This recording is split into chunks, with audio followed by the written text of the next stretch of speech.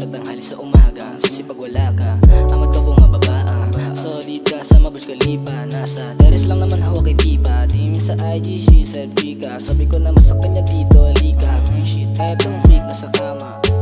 She's sa'king me so bad. Gulo na naman yung bed. Inangat ko kanyang leg, tapos aking pinabend. Solid lang ang aking head, I don't wanna fucking end. And we end up smiling pagka-bounce, gusto niyang bumalik.